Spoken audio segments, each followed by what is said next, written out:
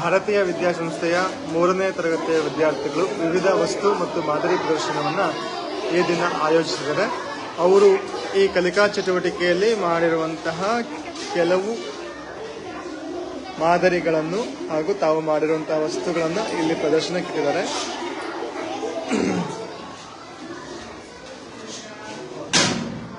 ಅಕ್ಷರಗಳ ಪರಿಚಯ, ವಿವಿಧ ಪಕ್ಷಿಗಳು ಹೇಗೆ ಮನೆಯನ್ನು ಕಟ್ಟಿಕೊಳ್ತವೆ ಅಂತೇಳಿ ಗೂಡುಗಳ ಪರಿಚಯವನ್ನು ಮಾಡಿಕೊಟ್ಟಿದ್ದಾರೆ. ಇದರ ನಂತರ ಪ್ರಾಣಿಗಳ ಪರಿಚಯ ಇದೆ, ಯಾವ್ಯಾವ ಪ್ರಾಣಿಗಳಿದ್ದಾವೆ ಅಂತೇಳಿ. ಹಾಗೆ ಇಲ್ಲಿ ಪಾಸಿಟಿವ್ ಅಟಿಟ್ಯೂಡ್ ಇದ್ರೆ ನಮ್ಗೆ ಯಾವಾಗಲೂ ಯಶಸ್ಸು ಸಿಗುತ್ತೆ ಅಂತೇಳಿ ಈ ಚಿತ್ರದ ಮೂಲಕ ಸಂದೇಶವನ್ನು ತಿಳಿಸ್ತಾ ಇದ್ದಾರೆ. ಹಾಗೆ ಗಣಿತ ವಿಷಯಕ್ಕೆ ಸಂಬಂಧಪಟ್ಟಂತೆ ಜನವರಿಯಿಂದ ಡಿಸೆಂಬರ್ವರೆಗಿರುವ 12 ತಿಂಗಳ ಪರಿಚಯ ಇದೆ.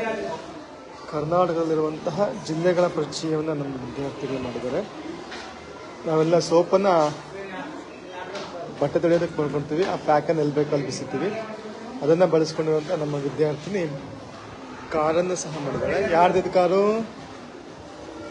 ನಿಂದು. ಯಾರು ಮಾಡಿಕೊಟ್ರು? ನೀನೇ ಮಾಡಿದ್ಯಾ? ಗುಡ್.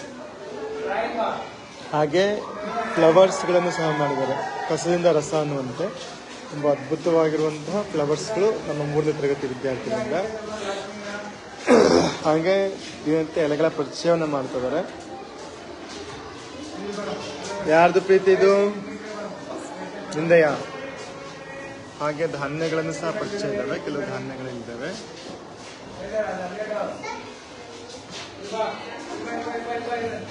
ಹೂವುಗಳ ಪರಿಚಯವನ್ನು ನಮ್ಮ ವಿದ್ಯಾರ್ಥಿ ಮಾಡಿದ್ದಾರೆ. ಇಲ್ಲಿ ಹೂವುಗಳು, ಹಾಗೆ ದೇವಸ್ಥಾನದ ಶೃಂಗಾರವನ್ನು ಮಾಡಿರ್ತಾರೆ. ಏನು ಮಾಡಿದೆಯಲ್ಲ ಇದು? ಬಟಾಣಿ ಕಾಳಿಂದ ಯಾವುದೋ ವಿಶೇಷವಾಗಿರುವಂಥ ವಸ್ತುಗಳನ್ನು ಮಾಡಿದ್ದಾರೆ.